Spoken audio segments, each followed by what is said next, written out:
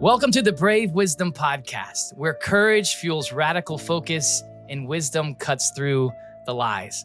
Today's guest is someone who knows firsthand the tension between hustle and healing, between surviving or striving. And Adam Cruz is the founder of the Healed Hustle, a movement that's redefining success by addressing the why behind our ambition. And I can totally relate. I'm a driven person. A lot of ambition's never been a problem. And he asks the why, and he addresses the why. Why?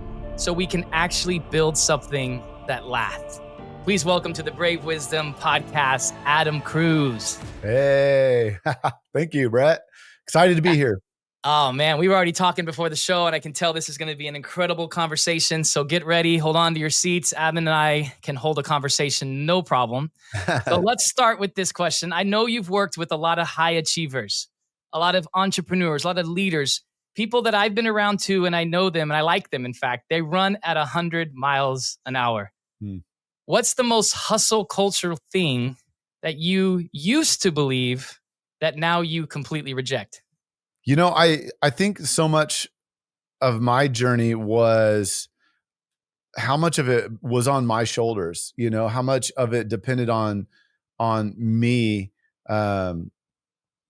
doing whatever it takes. And, you know, not that you don't have ambition now, or, you know, because that's kind of the tension is like, so is this the absence of ambition? Is ambition bad? I think that's the wrong question. It's like, why are we even hustling in the first place? And I think a lot of times we don't understand why. And so, you know, you just grind to grind. You know, I will outgrind you. I will pace you, you know, and in sort of mission driven environments like churches or nonprofits or just anywhere, it just becomes this obsession over the very thing we're doing, that it becomes an identity. And so I think that was kind of the thing. Like, I am not what I'm doing, but I used to think that I was. You know, it's like I am a church planter, I am a pastor, versus an identity rooted in something different.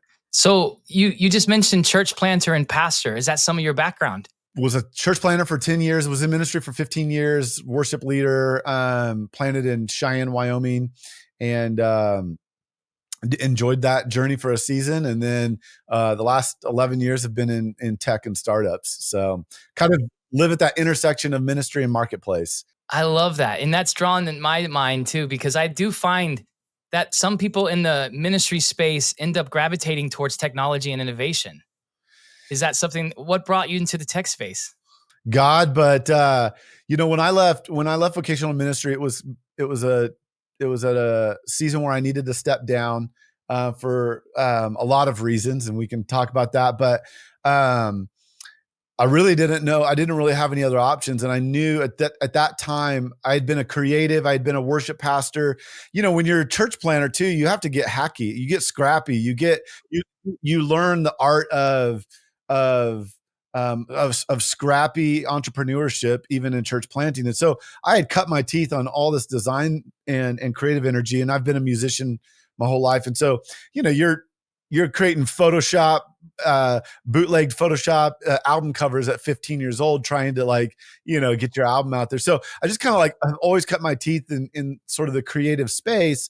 And so when I had resigned, I really didn't know what I was going to do. I was sitting in my recording studio. I had a little home studio, and really lost. And I had a friend that called and reached out and said, "Hey, Adam, I have a new opportunity, but I think you're the guy." And I was like, "Man, I've been a pastor my whole life. I'm not the guy."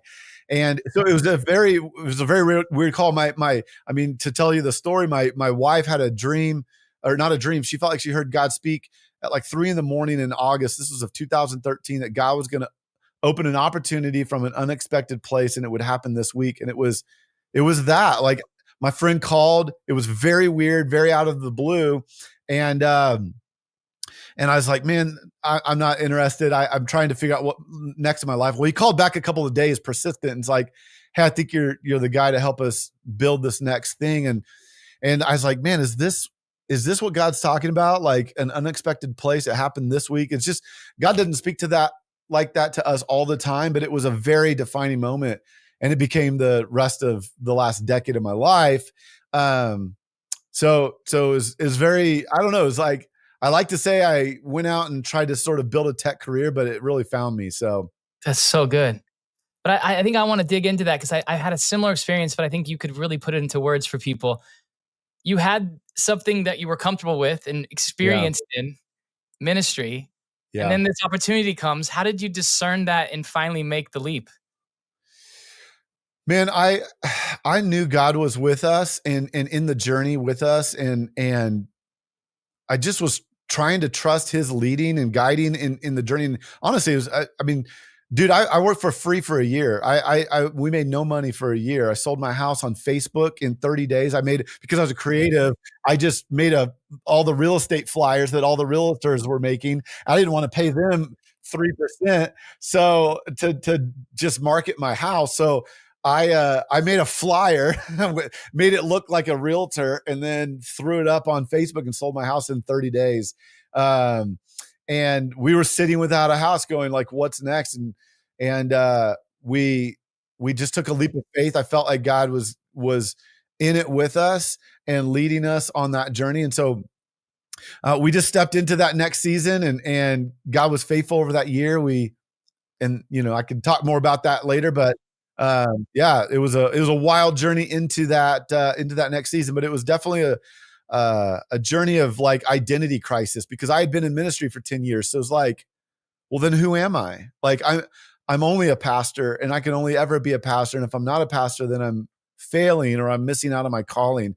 And God took me on this long journey of rediscovering, what work is, what calling is, who he is, who I am, and all of that. And so, Oh man, that resonates. I can share the same thing. It's like I left an identity, and I heard it said one time it was so hard to interact with people that knew me from that old identity, especially even now. I'm gonna be yeah, transparent. Like, dude, I meet people that knew Pastor Brett, but they sure. don't know me anymore. And so it's Mm, like, I forget what it was said. It's really hard because people are still remembering the old you and you've changed. And yeah. that's hard. Have you experienced that too, even in your way?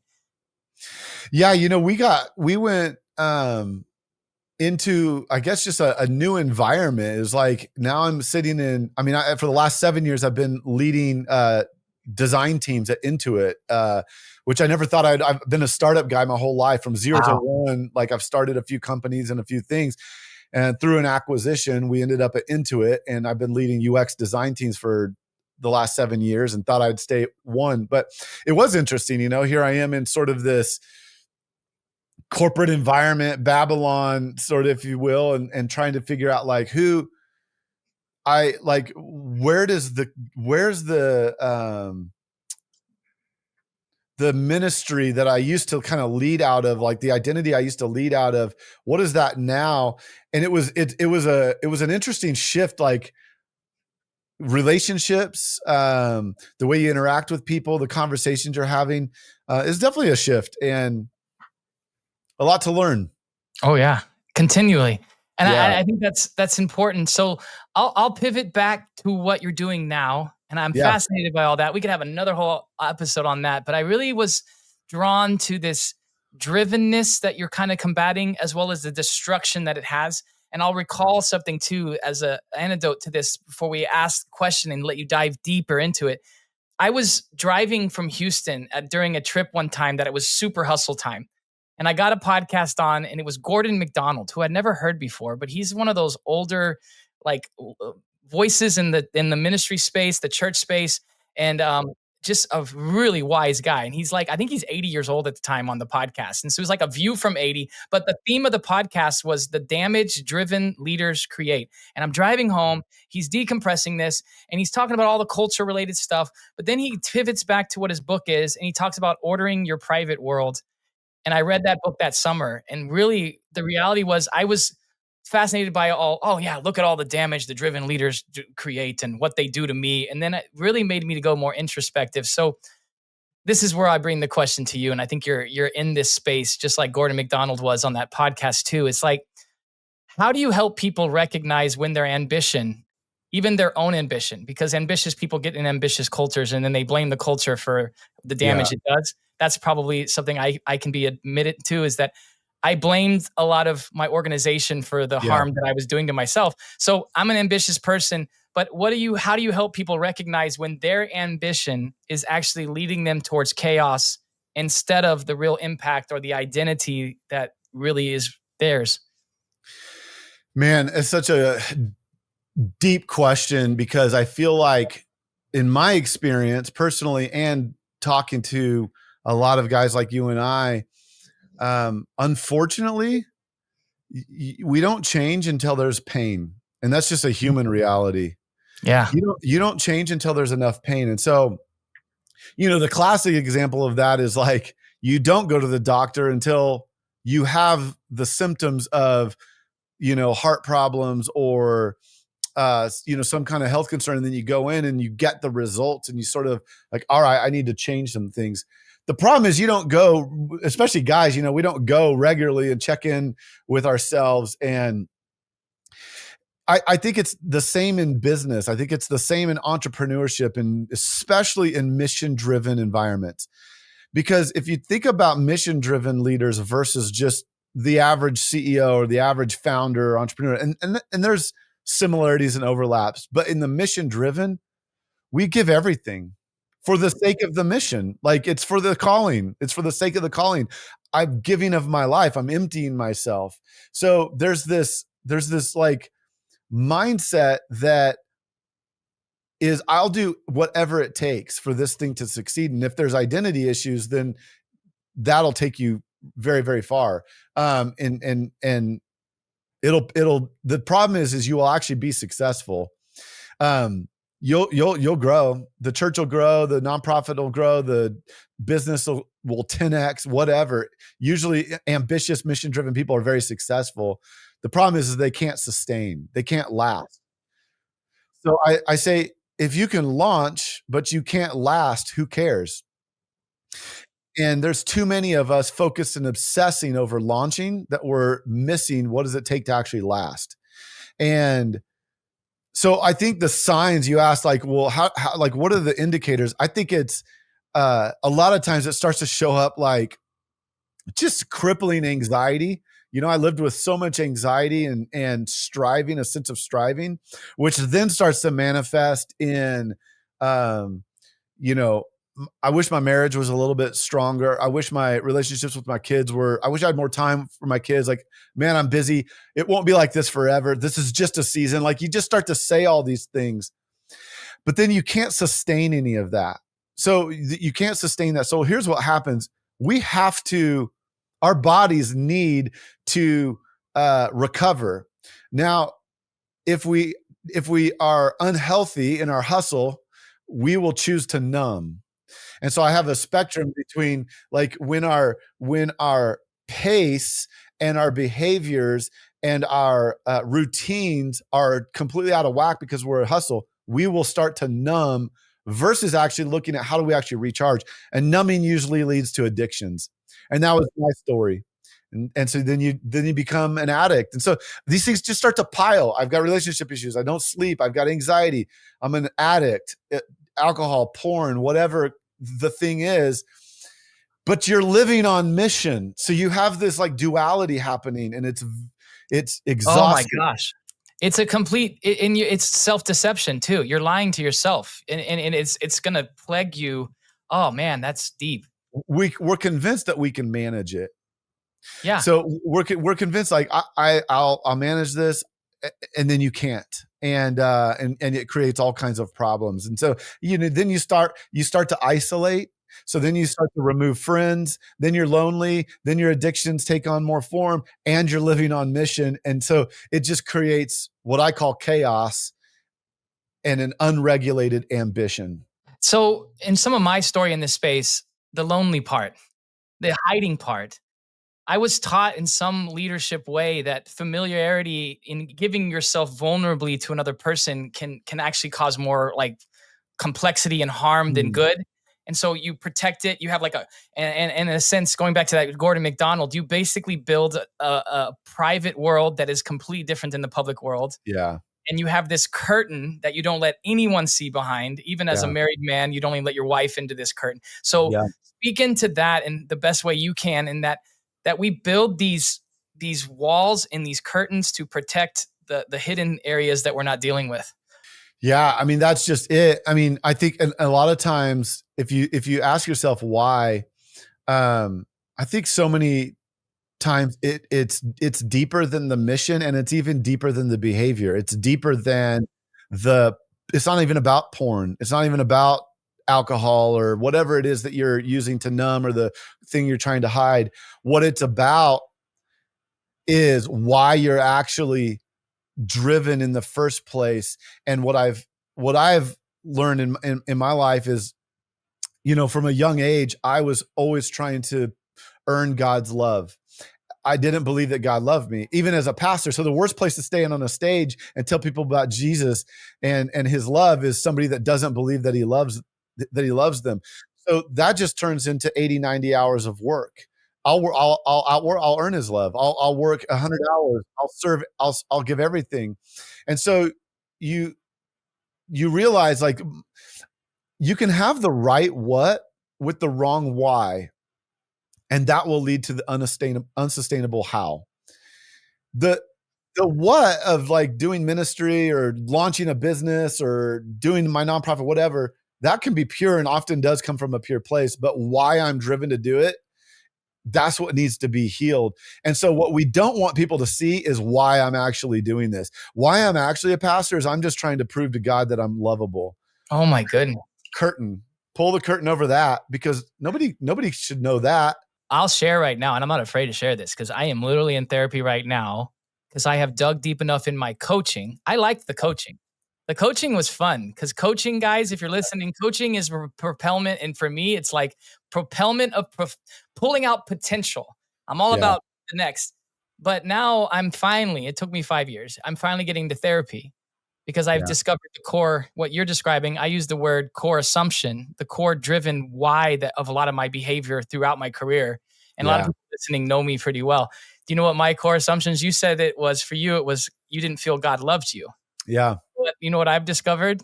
And I'm going to break this open because this was mine. And this is pretty raw and pretty new. So I even take your therapy and your coach. No, I discovered I truly believe something's wrong with me. Yep. And so why do I perform? I'm trying to prove nothing's wrong with me. And Yeah. I can trace it back now, and I'm starting to uncover things that I realize. I was born early. I was a breech baby. I had lazy eye. I had a heart murmur. I had asthma. By the time I Wow. got healed of asthma, then I was decompressing a mental illness situation, 15 years old. And I'm finally Yeah. dealing with that. I'm like, I never dealt with that because it happened at 15, and everything happens at 15, right? You're going through a lot. And so there's so much there that I'm going to be real with those listening, and I can hear it in you, Adam. You've gone there in a lot of places in your life. And if you're listening today, as you are maybe where I am, and you're realizing to go there, where I was even a few months ago or last May for that matter, go. Have the brave wisdom, have the courage to go there. And but then also, and I give this component, and I think you're one of these individuals, find an Adam who's gone there already, because there's a lot of coaches and consultants and even counselors out there that are really just touting all this expertise when they really haven't gone there themselves. And so that's Hmm. something I'll invite you to do. Like, Find somebody that walks with a limp. there you go. So speak into that, because the best thing for me is now I say this, and you talked about being lonely. I could say this with 100%. In my struggle, I could really honestly say I had no one to call. I was Yeah. afraid to call anyone because if I did, they would find out and then I would be exposed. In There you go. my pain in the last 5 years, in my vulnerability, and even in the pain, let's be real, I have more people to call than I've ever imagined, and they would That's all awesome. answer. And I can't tell you, I could spend the rest of the show talking about every single person who have caught myself or Leslie in the free fall of the hurt and the pain and the Yeah. suffering. And even today and every day, I've had conversations. Last week, I kid you not, by the grace of God, I had 3 conversations from morning to like coffee to lunch that total breakthrough. By lunchtime, I'm crying at Pasha Mediterranean food with a good friend named Reagan, and Reagan is giving me breakthrough because each of those conversations progressed. So I'm getting excited. You can tell. Yeah. Speak into that in the way that you best can. Go ahead. Yeah. I like to think about it as like what the ambition collapse. So you mentioned for you, there was something wrong with you. That was kind of, and for all of us, like the reality is for a lot of entrepreneurs and a lot of mission driven people, this is not a world we live in because we're just driven. It's about the mission.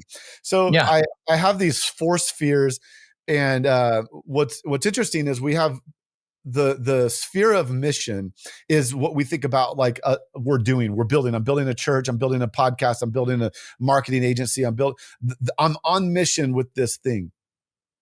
What we don't often understand is that there is a belief system that's actually driving our motivation for why we do what we do, that influences how we actually show up in that mission and determines whether or not it's going to actually be sustainable. It's 4 parts.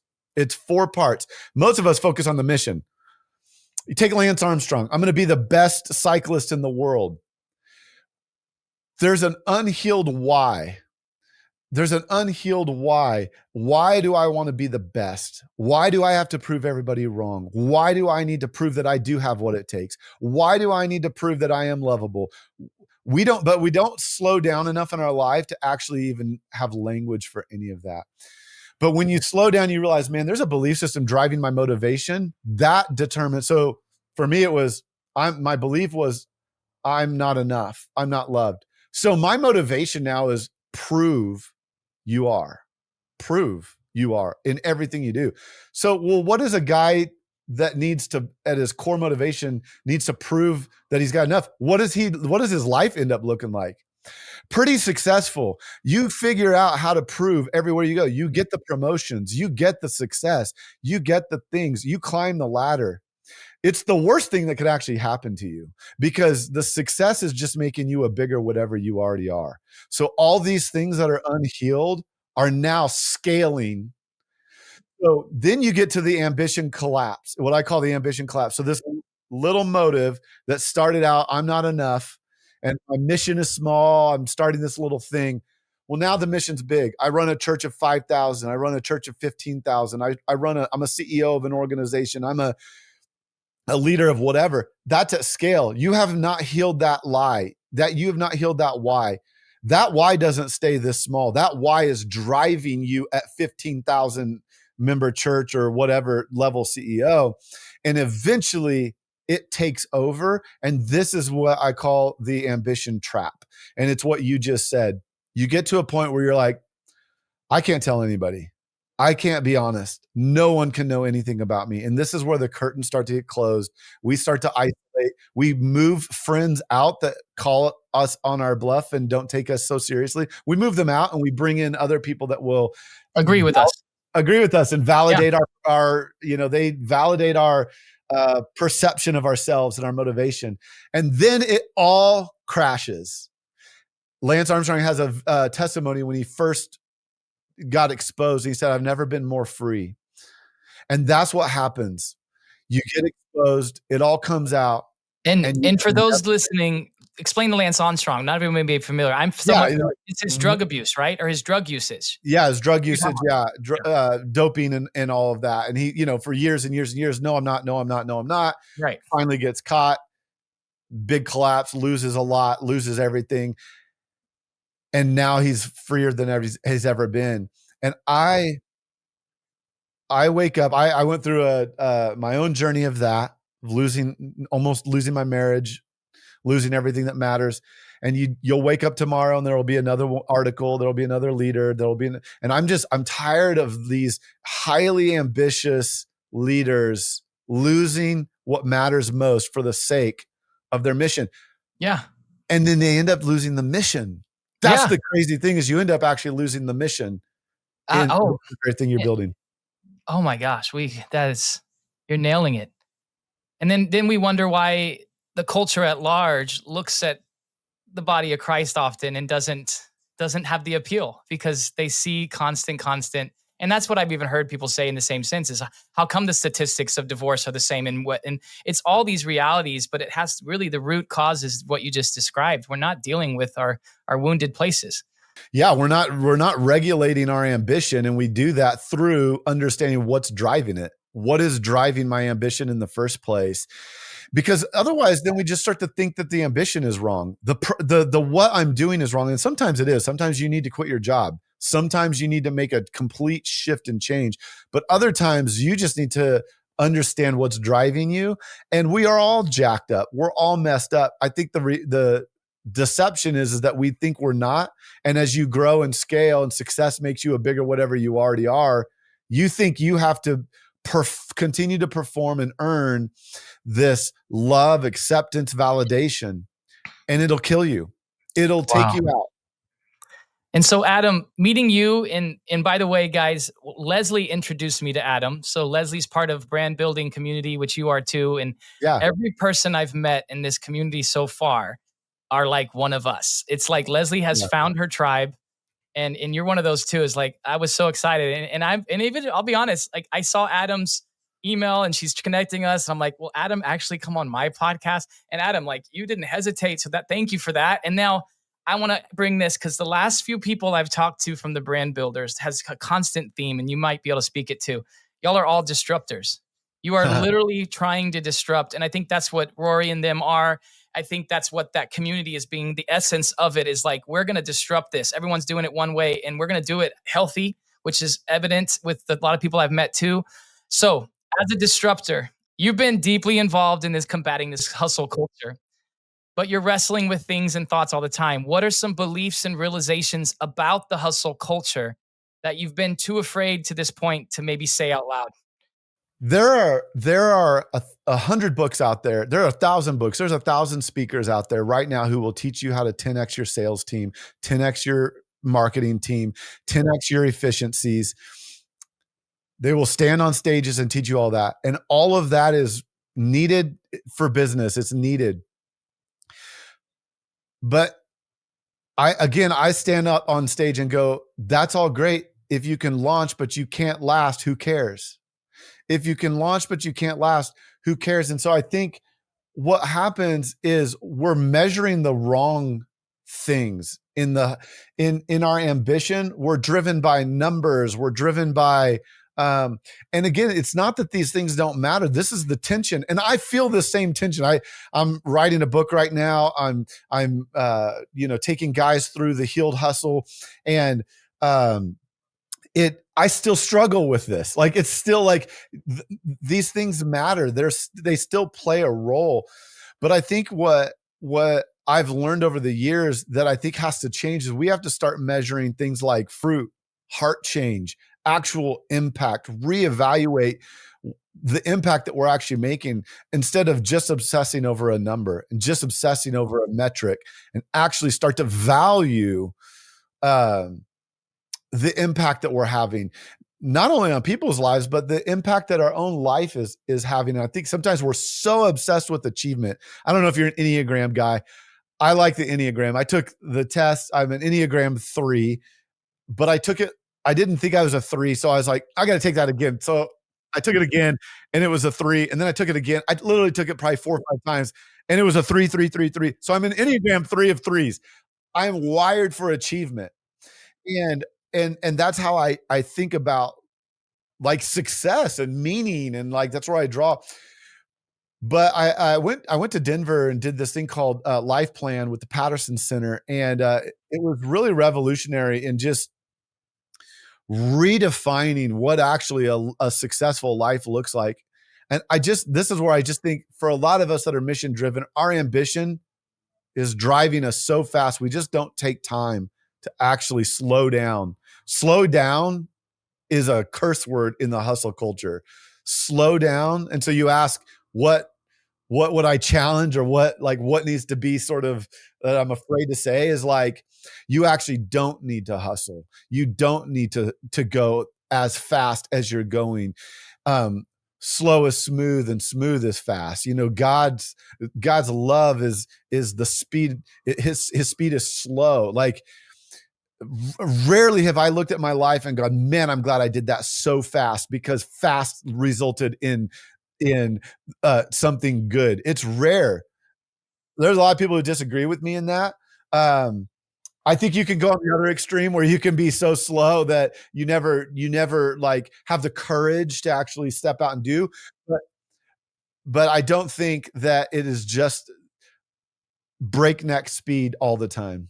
Bro, I will already tell you, and this is our first conversation of many, I'm sure, because I am a 100% supporter of everything you just said. And I've lived it, and I really have. And I think if I could tell someone too, is when you slow down and Yeah. when you get what the podcast talks about, radical focus, Yeah. the hustle doesn't feel the same way. Yeah. And when it comes, it's exposed, because you've heard this in a lot of how ways and a lot of these books that you read in the business world, they talk about this too. I adopt an agile methodology, which agile, I believe, actually in the core of it, it solves issues in ways that you don't always know how to solve. And you get agility and you get innovation. The tech world, you're in that world. Yeah. I've always adopted that.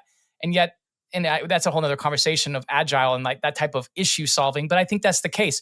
What happens when you're radically focused and when you slow down, the issues that truly matter rise to the surface, and now you prioritize, deal with those, and all the other ones don't even matter. And so what I think people have a tendency to do is they try to, and you can speak into this, maybe you've seen this with a lot of guys you coach, they try to be everything and not work out of their strengths, or a lot of them have a core assumption and a rooted thing that they're not willing to delegate. I've read a chapter in a book about that, and I was like, gosh, this is exposing me, because you don't think the person you give it to is going to do as good as you, and that's maybe the achievement thing. Yeah. So speaking to that, like what's limiting these people sometime beyond just the idea of actually putting into practice of slowing down some?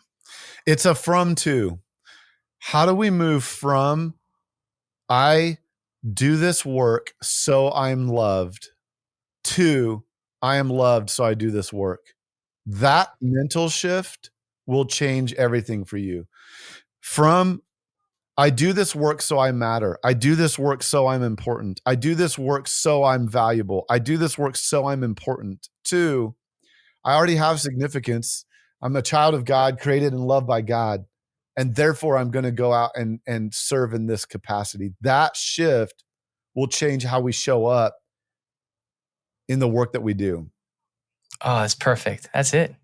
Yeah. Yeah. It's almost bringing truth where there may be lies. Yeah. Yeah. And it's interesting because when you're operating out of the from side, I have a funny story. When I was dating my now wife, Amber, we were dating, we've been married 20 years, and she lived in Sheridan. I'm from Sheridan, Wyoming. And I was going to college in Colorado, and I decided I wanted to surprise her. And so you do what any dumb 19-year-old does on a Friday night. It's the weekend. I'm down in Colorado. I'm like, I'm going to drive up to Sheridan. It's about a 6-hour drive, and I'm going to surprise her. And she doesn't know I'm coming, and I'm going to show up at her dorm, and it'll be romantic and awesome. This was my mission. I was excited. Now I'm from Sheridan, so my parents lived up there. So I came into town. I pulled into their house and stayed with them for an hour, said hi, and they said, okay, it's time. I'm going to go surprise Amber. And I got on the phone like I was still in Colorado, and, how's your night? Whatever. And that was the plan. I was going to get on the phone. So I leave my house. It's about probably 10-minute drive from there to the college. And I just take off. I'm 19. I'm full of hormones and excitement, and just like excited to see we were engaged. So she was my fiance at this time. And so it's like, I'm just ready to see my fiance. So I drove so fast. I drove that car, my little 1995 Honda Accord, nice. With holes in the floor, and I drove that thing so fast. I think I even caught air at one point on one of the roads. I was driving way too fast, but I was so stoked to see her. And then you can guess what happens. In my rear view. Oh, yeah, I know what happened. Are the blue and red lights. Yes. And you have a decision at this point. And I made a really, really bad, dumb decision. Oh, no. I decided to turn. And I turned off of this road and I just booked it. And I was like, no, this cannot be happening, because I was going fast. So I booked it and I turned left and then I turned right and then I turned right and I just took off on this road. And I was like, I just outran a cop for like 10 seconds because that cop was right on my butt within like a matter of minutes. And it was interesting because I had this really terrible decision to make. Do you keep going? I'm already making a mess. Do I keep going, or do I pull over, own the consequences that are about to come my way? Oh no. Either way, I have a mess. Well, so I decided to pull the car over because I didn't want to add more cops. And so I pulled the car over. This is the maddest a cop has ever been that I've been pulled over. Oh, shoot. Like, absolutely like furious, reams me, leans into me. And she says, well, it is your lucky night because I'm off duty. And I was like, I don't know how hard it is to get back on duty, but I'm so thankful. It's very hard. I got like a $200 ticket or something like that. And on I went. But it's a funny story, but I tell that story because I think so many of us we're all driving at breakneck speeds on mission. My mission to see my fiance was pure. It was a good heart. Great. From a great place. The highest aim of your heart. But my pace was unregulated. My pace was out of control, and my pace had created a chaos in my situation. And I had to decide, am I going to pull the car over or not? And and 10 years later, I would have to make that same decision in a ministry role, in my dream job. But my pace had created more serious consequences, and I had to pull the car over and own the consequences. And I think some of us, when we're coming out of that from place of I'm doing this so that I can prove to my wife that I love her, or prove to whoever, versus from I am loved, it creates a different pace. And so to your point about slow, it creates a different pace. But Adam, dudes, thank you for sharing that. That was powerful. That analogy is going to stick with me, because I think I've been pulled over a few times, and thank God I haven't had that consequence too much in my life. But for me, my slowdown actually really got into full gear of like shifting downward when Leslie and I shared this in another podcast. You can listen earlier when Leslie interviews me. Leslie and I sat on a marriage therapy couch for the first time. What would you have said to me at that moment when all of a sudden I'm having this realization that life is going fast? If I don't downshift, I'm going to lose my marriage and I'm going to lose my family. What would you say to a person at that moment? Well, first I would say you're not alone. And a lot of times you feel like you're alone. You feel like you're the only one. I'm the only one that can't manage my life, can't manage my ambition. That's what continues to drive us, because we're trying to perform. We're trying to I've got what it takes. I have what it takes. I'm enough. So to just have the permission to know, man, you're not alone. Like that alone sometimes can just break through like the lies that you're the only one. And then the second thing I would encourage, somebody to do is just to take inventory. What's broken, what's working, what's right, what's wrong, and sort of learn the language of auditing our ambition. I call auditing your ambition. I like that.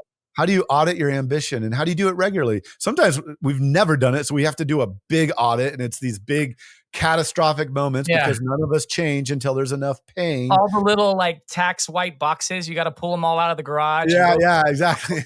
Yeah. You got hidden, declassified, what are they? What a classified document. Yeah, exactly. Let me bring out my Ziploc. So my trapper keeper of history here. But yeah, it's like, how do we learn the art of just auditing our ambition?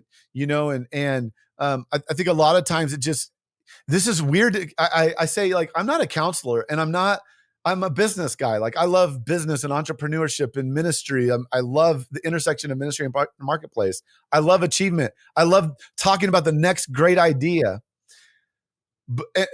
but a lot of us don't ever sit in this space. Like we don't ever learn to unpack.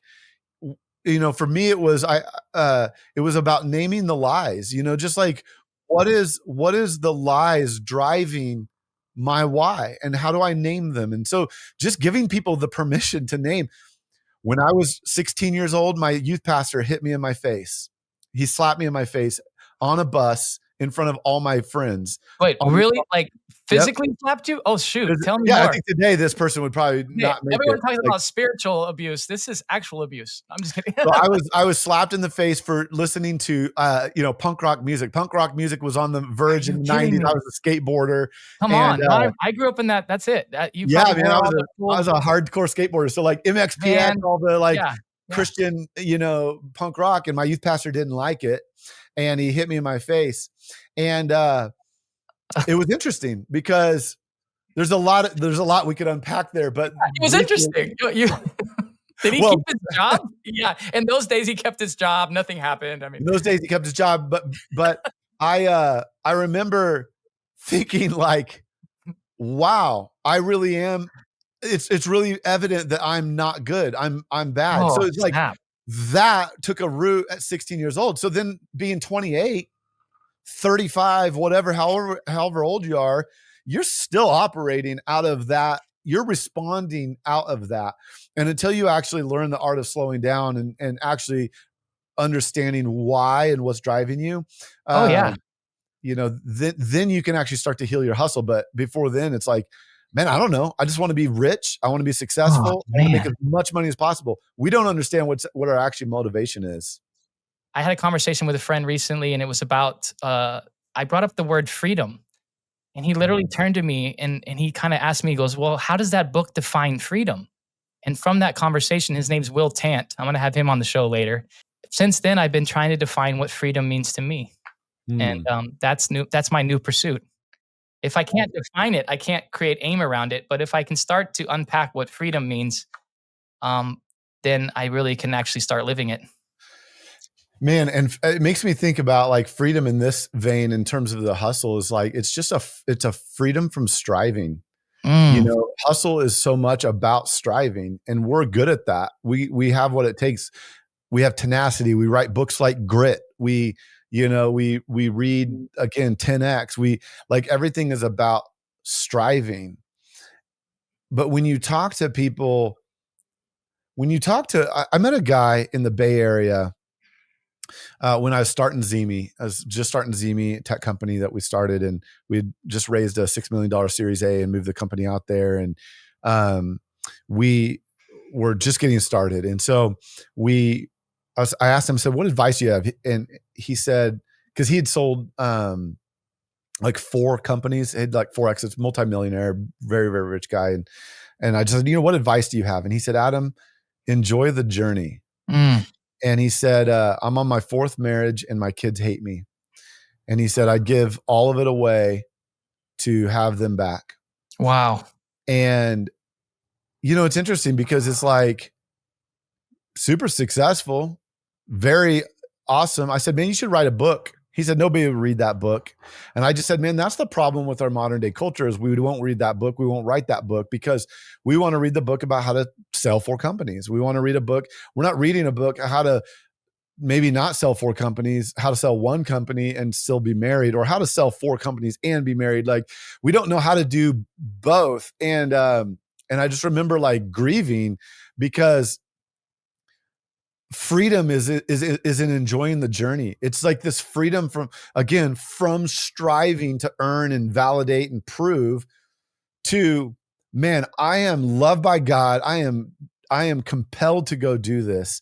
But it's it's to go back to your heart question. It is painful to go back to that. I'll tell a very vulnerable story for on my journey of that. But I was at the kind of at an end of life moment a decade ago, and really just through the pain of nearly losing my marriage and nearly losing everything for the sake of all my hustle.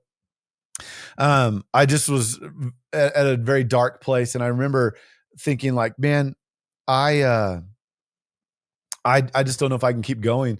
And I remember pounding my fist into my little Honda. I had another Honda. I like Hondas. I buy all these Hondas. I still have a Honda Pilot now, but I was driving my Honda Civic at that time. It was about a 25-minute commute, and I was just, praying, because here I am, and I'm like, you want to face where your why comes from. Quit your job. Yeah. Like, take the thing away that gives you your identity, and you will like come face to face with what freedom starts to You look will like. enter what I've heard called a dark night of the soul. Yeah, exactly. So I was kind of in that moment, but I was praying. I prayed for 165 days that God would tell me that He loved me, because that was my core lie, that God didn't love me. And I prayed and I prayed and I prayed. I was a pastor for 15 years. Why does a guy like that struggle? I did. God, tell me that you love me. I banged my fist on the roof, and I just didn't hear how to fight with my wife. Dark night of the soul, kind of end of life moment. And I was at church, and in walks this like 70-year-old lady. She sits down next to me and she said, "Hey, I've never done this before. This is super weird. My daughter's telling me I'm a little bit crazy." But she said, "I woke up. I live in another city down the road, about a half hour from here, and I just started to drive. And God told me to drive, and then I turned. We went to a church like in a neighborhood. It was not like a big building. It was a neighborhood house kind of church thing." She said, "I've been driving through these neighborhoods for the last little bit." She said, "And I parked here, and she said, I saw you walk in, and she said, I just, as clear as day, God told me to come tell you that He loves you."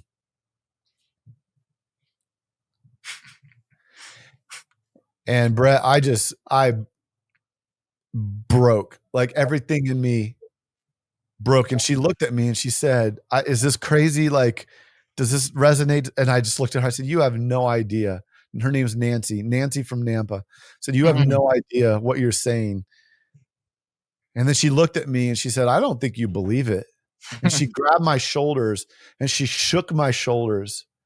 She said, I don't think you actually believe it. Why would God send me here to tell you that?" And I tell you that story just to say, like, that began for me freedom. So when you ask, like, man, where does freedom come from? It's like, it was in that moment, Yeah, that's it. getting to that core and that heart and going, "God, you love me." And now like, I'm not perfect. I haven't figured all this out, but I can tell you that I like it set off a new trajectory for me in terms of how I show up in my ambition and my hustle. And but it's scary. It's scary to go to those places, and it's hard to go to those heart places, because we are intellectual people. And so you and I can think about our mind all day and the neurons and rewire our brains and rehack our brains. But to hear Nancy from Nampa to be vulnerable enough to go, "Hey, I have a word for you, and it's this," like Yeah. that. And and Nancy from Napa? Napa, Nampa, yeah. the Nampa, Nampa. not the Nampa Valley, or no, not where's No, that? Napa Valley, California. Nampa is a town in Idaho, outside of Boise, Idaho. where I live. So Nancy from Idaho. Yeah, Nancy from She Nampa. is, and I will say this because this came through my mind as you described her. What she did in that moment was greater than if she was sitting on a stage speaking to Yeah, 6 to 7,000, 10,000 people. yeah, Because I can say, and I already saying this to you because I know you're writing a book, you'll be standing on those stages without question with the message you carry, and it's because of Nancy. yeah, it's because of Nancy. And, Saved my life. yeah, and it's Nancy wasn't obedient to the Spirit of God at that moment. The Spirit that's gonna flow now, and all that the entire trajectory, like you said, of your life was completely altered by that divine moment. And Yeah, I share that in one of my messages, and I'll encourage those listening, like, man, our lives. I went to the Vatican in Rome, and I went to those tapestries, and I don't know why I was so drawn to the tapestries. There's so much art, but the tapestries just fascinated me because they were woven together. And maybe because I understand the art. I couldn't understand these tapestries. And I'm not talking little pieces of fabric. These things were like 10 and 12 feet, maybe no, like 20 feet tall tapestries that were weaved together. And the analogy that I continue to take is like, that's our lives. And God is literally weaving things together in the tapestry of our lives. And one day when we get to heaven and you got to experience one, we're going to pull the threads and we're going to see all the ways the Nancys and the people in our lives were a part of this incredible picture. Because I could get real close and see the thread, and I can come back out, and all of them were Jesus. I mean, it's amazing. I love that you said that, Brett, because my wife talks about that a lot. She's really, she tells this story over and over because she's really passionate about it. But on the backside of a tapestry, it's interesting. When you look at tapestry art, I love that you brought up tapestry, because when you look at tapestry art, when we look at the art side of it, like the beauty, it's all the interwoven fabric, it's gorgeous. It makes this amazing image. But if you go to the backside and look at the backside of the tapestry, it's knots and things strung all over and cables. it's chaos. It's chaos. It's utter chaos. And God takes our utter chaos and all the failures that we have and the chaos that we create and the ambition that we have and the drive that we have and all this stuff. And we're over here making a mess of it. And he weaves it into this beautiful piece of art, if we will allow him to take all those pieces and weave it into the beauty that he wants to create. And that's what we're invited to participate in. That's it. That's the journey. That's the whole adventure right there. Yeah, we don't have to make it. Yeah. And I kind of been reflecting on that idea of that's the invitation, right? Like we live in a chaotic world. We get to bring the order of God's Spirit to the kingdom of God is at hand. Yeah. Jesus brought the kingdom. We get to bring it and manifest it and transcend into it at every moment. And that's the adventure. This conversation is incredible. I'm going to get a little selfish here and now talk about my kids, because my son is turning 15 years old tomorrow.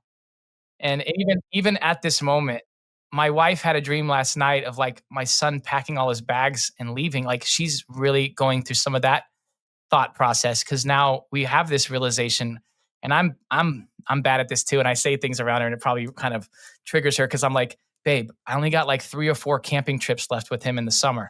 And like I start counting them out. I got to make every camping trip count with Brett. I got to take him to the Guadalupe Mountains. So forget the mountains. I got to take him all the way now to Colorado, because those are real mountains. Like I'm already, my mind's racing about all the things I want to do before he gets out of high school. So you heard my focus has been on the last 5 years on my wife and our marriage, and that's been the complete component. Praise God, I have 4 beautiful children. I know you have kids too. I think I've seen some photos, 3. So you definitely can resonate. What should I do, and how can I make the last few years of my son's life and under my like home, how can I make them count? Man, I love that you brought up kids in the topic of hustle and in the topic of this conversation, because it's interesting. I think the gift that you can give your kids is inviting them into the journey of achievement and ambition and accomplishment. But I think if we're not careful, it's amazing how we often can turn our relationships with our kids into another form of hustle and ambition. And I use the example of sports. You know, sports is I think it's getting to a point in our society today where it's just absolutely insane. The millennial parents are reliving their own ambitions through their children. Go for it, please. All you're doing is transferring your broken, unregulated ambition and putting it on your kids.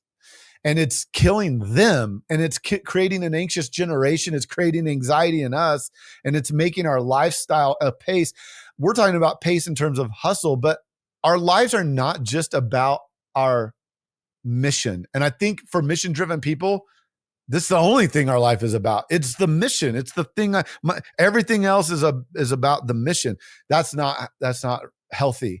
We have these parts of our lives, and kids are a part of those lives, and relationship with our wife and all that. And so what I've seen on the football field is, my son plays flag football, is, these dads that what's the first question that they ask when the kid gets back in the truck after the game? They want to talk about the game. They want to analyze the catches. They want to talk about the performance. And what you're doing is you're just teaching them that my relationship with you is about whether or not you achieve. As opposed to like, you, my son, are loved. And so I've actually made it an intention. I don't talk about the game. Now, if he wants to talk about the game, I'll like say, man, that was really fun. Did you have fun? I'll reframe all the questions from, oh man, that catch was awesome, or that catch was bad, or, you guys, to just, did you have fun? Did you enjoy the journey of playing football with your buddies? Mhm. Like reframing and teaching them how to not make everything about achievement. Cause if it was my kid, everything is just about achievement. My kid wants to make Wow. everything a competition. Yeah. So Oh man. And I say this both in the marriage sense as well as you're hitting it now and this making me think parenting. Unhealed areas of our lives only get transferred to yeah, it's like, yeah, wounded people create wounded people. I mean, yeah, especially in the children's sense. And I think that I really believe in you're ministering to me in this sense. My wife is sad that Brett's got like 3 years left with us as before you become quote unquote an adult. But most kids don't leave the house for a long time. I reminded her of that. I was hanging out with a 24-year-old that still lives at home, and I said, "See, babe, he still lives at home," and that was literally last night. And I was like, "See, that's the norm now." It's like we're gonna, but then we want our son to like, leave the nest. But okay, that's I'm encouraged, Adam, and it's making me think like I just need to be more. And I think this is where you're resonating with something I've been trying to do with each of my kids because this is a struggle for me. And if you have kids, you probably can relate. I have to be present with each of them. yeah, Like I'm guilty of this. The way my brain works, like I like my phone. I like to have a yeah, lot of stimulation, but I don't really like to play Barbies with a 6-year-old. But yeah, sometimes I got to play Barbies with a 6-year-old yeah, and I got to do the things that she wants to do. I find that with the little girl a lot is like I want to go and play like ride our bikes outside, but she wants to yeah, play Barbies. I can't force her yeah. to go ride my bike. Um, so that's something that you mentioned too. So tell me a little about your kids real quick. Yeah, Yeah, your I have three family. kids, 14, 10, and 7. So Ooh, right in the middle of it all. we're similar then. So tell me then, this is where maybe we can both you can go further. Like your 14-year-old, what are some things that you're working with that relationship? Man, I'm learning. So I am like trying to learn right now and soak up everything and read all the books because everything's changing. Everything you did for a Boy or girl? I didn't get 7-year-old, that. Is it a a boy? girl, my Oh, daughter. I got a 13. Okay, let's talk. Yeah, yeah. Yeah. So 14-year-old Does she daughter. still And like you? Does she still like you? I am waking up wondering. I sometimes, know, I know in my heart of heart, my daughter absolutely loves me, and I love. We have an incredible relationship. But there are times when I'm wondering, in the sensitive self that I am, like, do you like me anymore? yeah. Well, it depends on if I'm taking her, time Yeah. limits away on her phone or not. So, uh, you can, and it depends on who you ask. So Yeah. I don't know. We started. I do a daddy daughter date once a month with her, as a form of just kind of trying to be intentional. And I'm taking her through. We created what's called the Cruz Creed. Our last name's Cruz, so the Cruz Nice. Creed, and it's our version of a mission statement. But mission statements are blah, and nobody can ever read them or quote them, and they don't know what they mean. So I was like, I don't want a family like mission statement. I want like a repeatable phrase Come that our on. kids can say every morning. And so when they go off to school, they're so annoyed, they roll their eyes, Dad. But they say, our mantra is to live loved, be kind, try hard, and have fun. And Nice.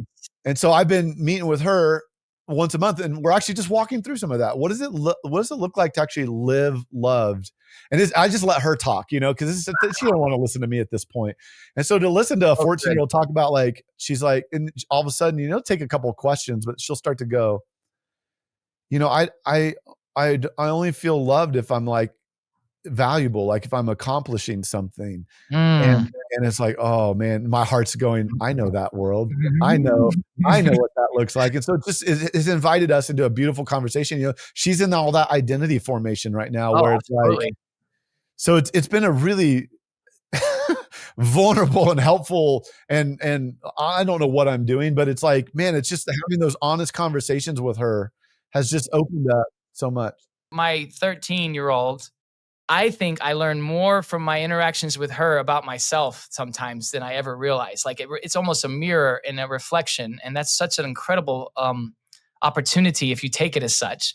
And another thought I had as you were telling about your mission statement, I think if you give me permission, we'll schedule you in the future because I think we need to unpack that together. That is a topic not only for your family, but even for your own life. Like Yeah. you can go both ways with this value driven mission, cheer, chant, whatever you want to call it. But it becomes something I'm studying recently. We can come back to it another time. Is that it's really that value driven ethic, like that value driven philosophy of living out of your identity, of that matter, and even Yeah. defining that. And your family now has an identity. And so now when you discipline, I'm imagining this is what I've done with my son.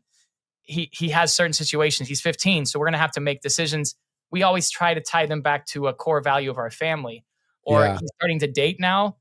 I can gently address the dating situation and how he can and can't do things, as well as how he should do things based on my relationship with Leslie. And I say we value Hmm. this, and we value how you treat a woman and how you talk about her and how you, and even I value meeting her parents.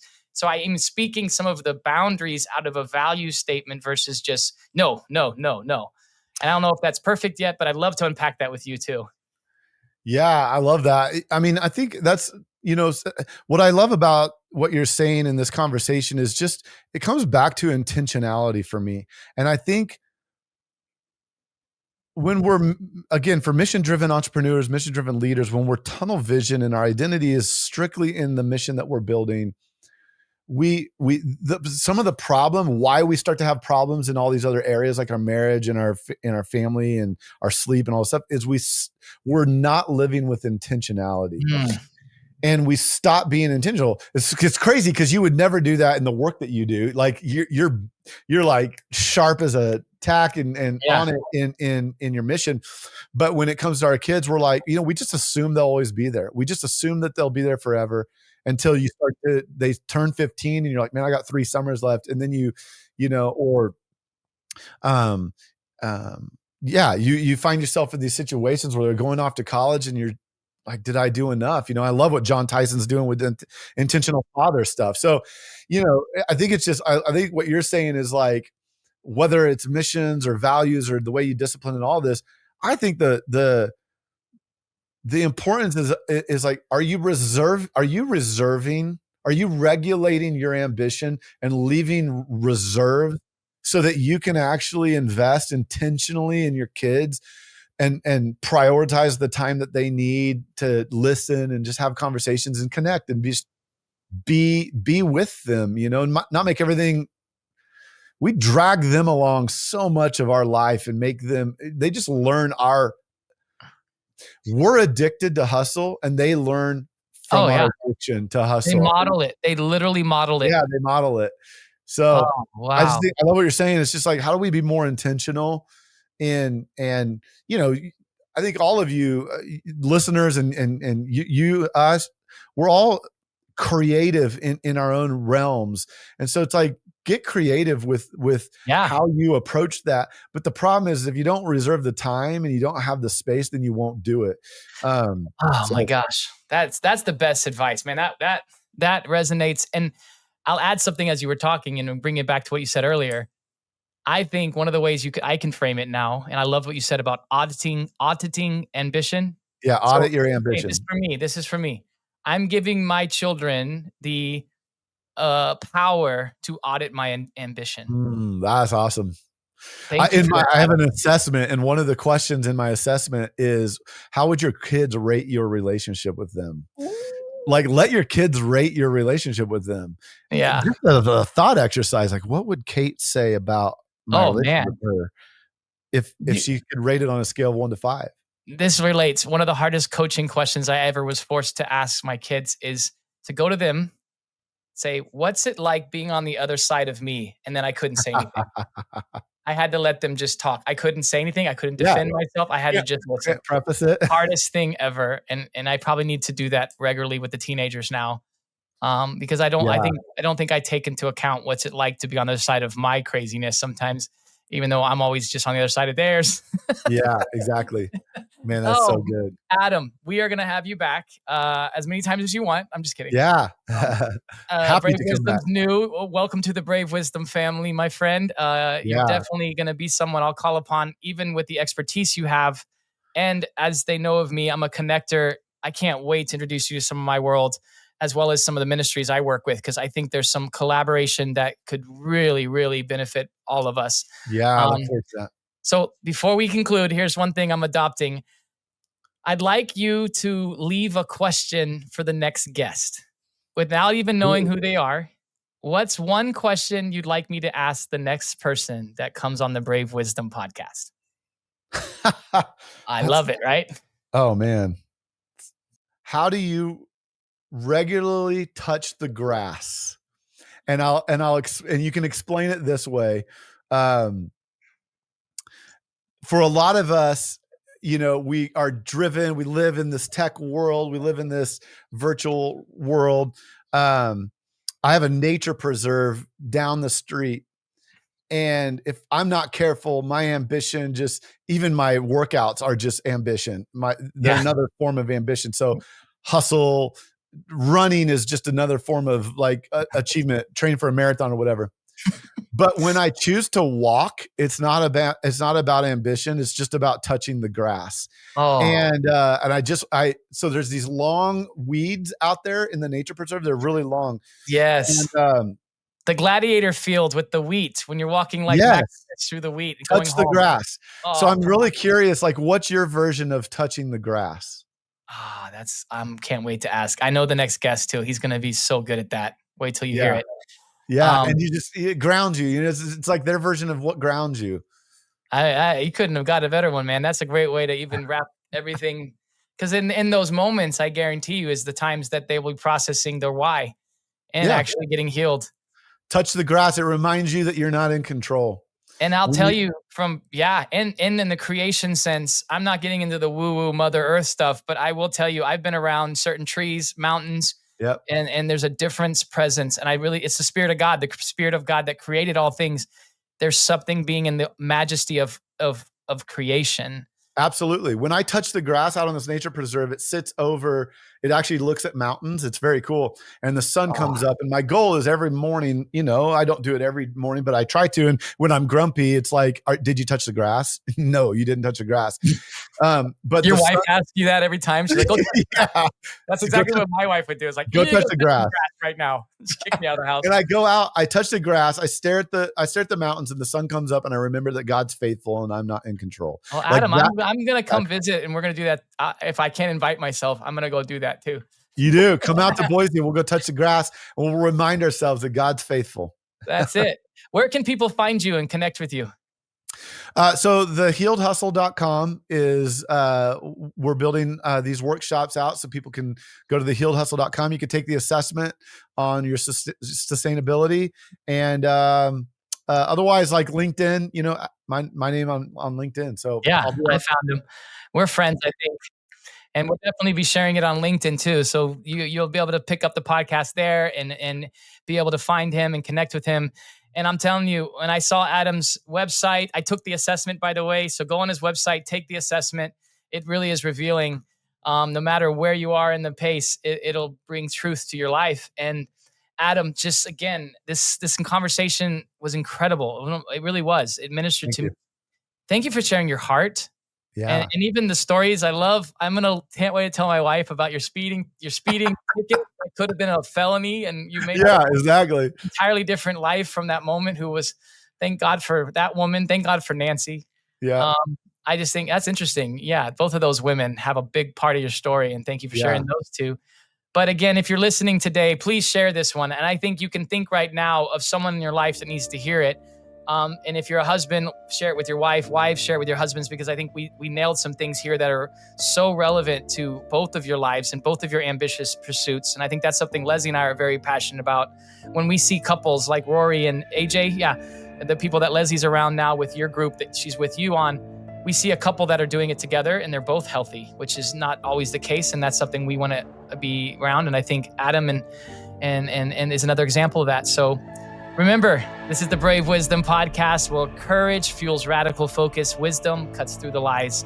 Until next time, wait till you hear part 2 maybe, or another episode with Adam. But until next time, we'll see you on the Brave Wisdom Podcast.